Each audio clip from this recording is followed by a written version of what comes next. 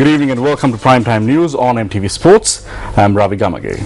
And I'm Sonali Vanigabadage. Relatives of former South African President Nelson Mandela and chiefs of the Thembu tribe, to which Mandela belongs to, gathered at his home in Kunu today after the anti-apartheid hero's health took a turn for the worse on Sunday. Well, the News First International Desk has been closely monitoring the developments on these stories, and we'll have more details later on in the news. But first, here's a look at tonight's headlines.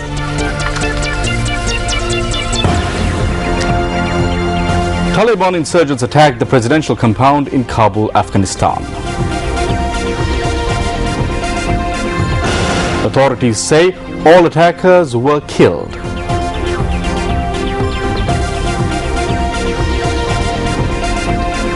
Residents stage a demonstration in Kalladia.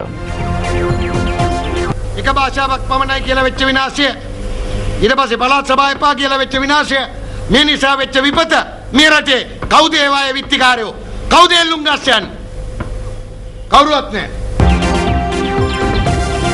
Divisional Secretary who attempted to quell the demonstration attacked. Minister Vasudeva Nanaikara questions as to who will be held responsible if provincial councils are abolished. Well, first we cross over to the newsroom for some breaking news.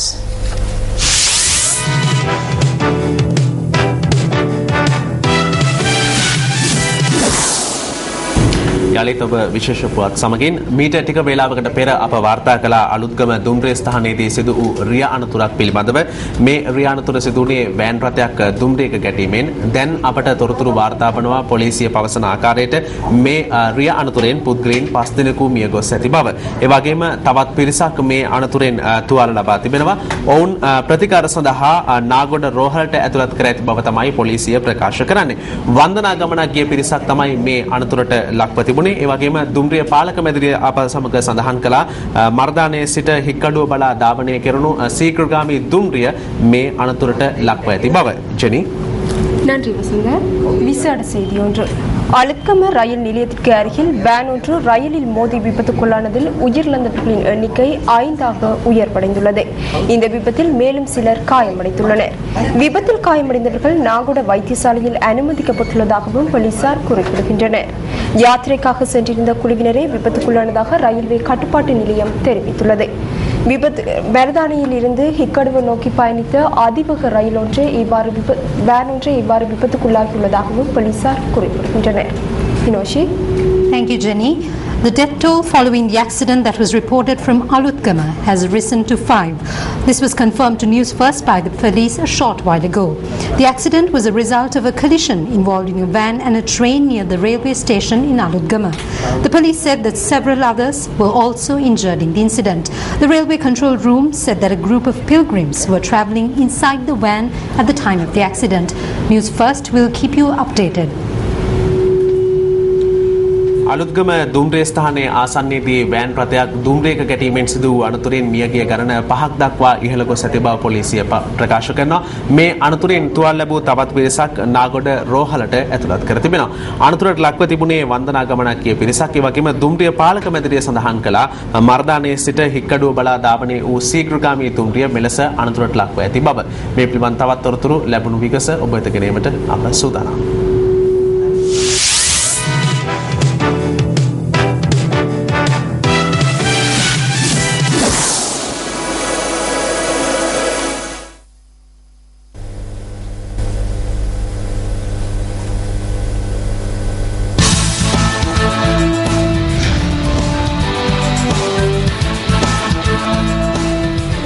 Now on to one of our leading stories tonight. South Africans adopted a mood of somber resignation to the inevitability of saying goodbye to former President Nelson Mandela after the 94-year-old anti-apartheid leader's condition in hospital deteriorated to critical. Madiba, as he is affectionately known, is revered among most of South Africa's 53 million people as the architect of the 1994 transition to multiracial democracy after 3 centuries of white domination.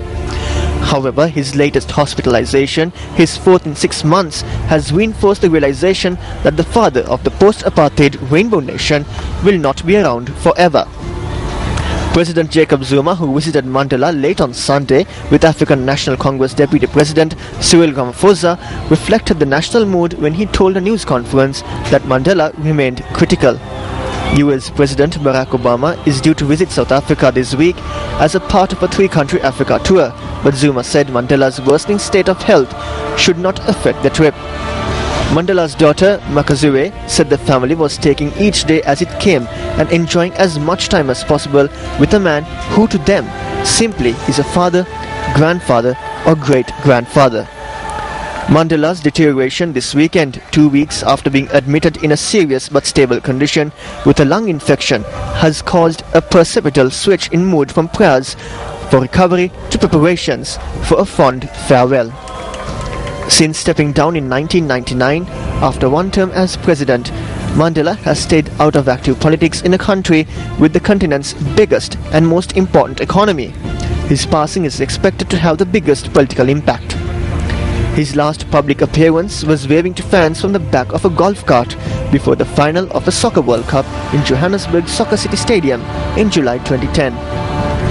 During his retirement, he has divided time between his home in the wealthy Johannesburg suburb of Houghton and Kunu, the village in the poor Eastern Cape province, where he was born.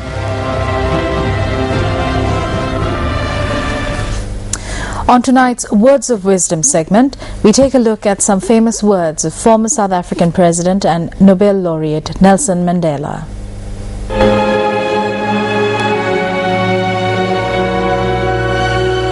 It always seems impossible until it's done.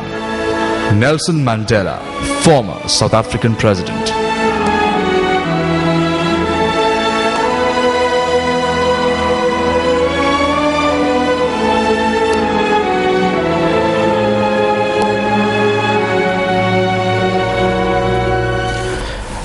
In the latest that we are receiving from Afghanistan, the National Police says that all the attackers who led an assault on the presidential compound in the heart of Kabul have been killed. The responsibility of the attack was immediately claimed by the Taliban, which targeted the presidential palace and the CIA office in the center of Kabul early this morning. According to the Afghan police, all the attackers were killed. Kabul Police Chief Mohammad Ayub Salangi told reporters at the scene that all 3 or 4 fighters jumped out of their explosives-laden car before detonating it and were killed. The attack occurred as a meeting was about to take place. A number of attackers targeted the West Gate, which is near to the CIA office. According to the media, President Hamid Karzai was likely to be in his office at the time as he was due to address the media.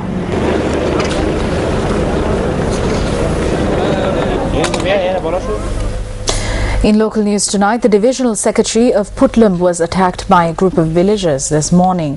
The Divisional Secretary was attacked when he attempted to quell a demonstration staged by area residents at the Kalladia junction in Puntland, calling on authorities to address the threat of wild elephant attacks. The demonstration was staged after a man was killed in a wild elephant attack in Madurgama, Puntland. A man from Palavia in Puttalam was killed by a wild elephant this morning in Madurgama, Kalladia while he was chopping wood.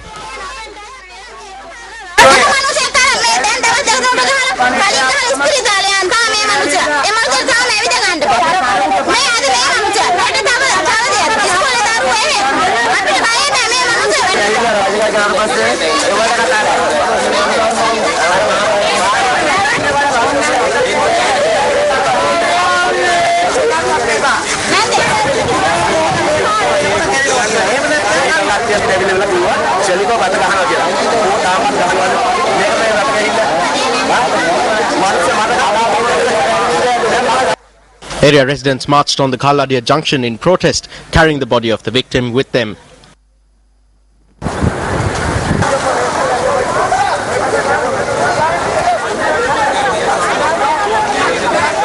Our reporter said that traffic on the Puttalam-Kurunegala road was obstructed as a result of the demonstration.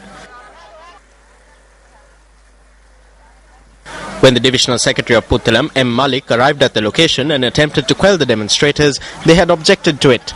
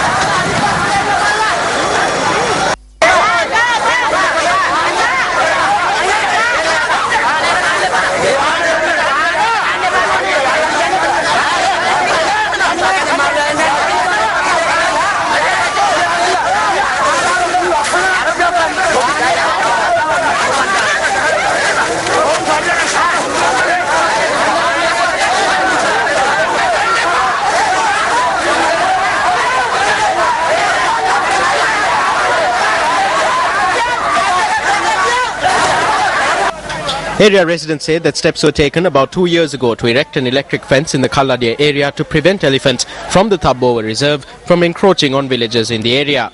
They charge that construction has now been abandoned and that the Divisional Secretary has promised them on a number of occasions that the electric fence will be completed. The Additional District Secretary of Puttalam also arrived at the scene of the protest to hold talks with the demonstrators. Our reporter says that the demonstrators failed to arrive at an agreement.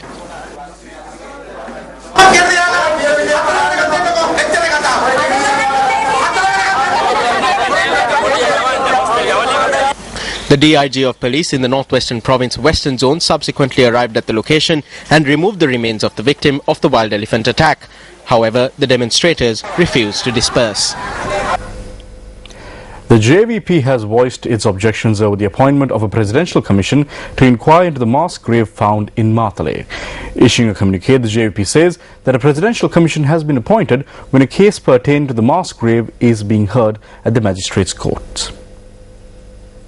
The JVP points out that the sudden appointment of a presidential commission to look into the mass grave in Mandela is an attempt to divert attention to a different direction and undermine the legal process. The medical examination team that conducted tests into the mass grave in a report informed court that the bone fragments discovered in the mass grave belong to the time period from 1987 to 1989.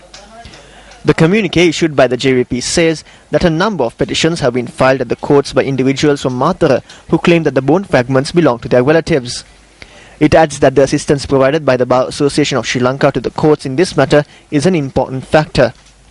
The communique adds that the appointment of a commission in this regard raises doubts, given that it has been done in the midst of legal process.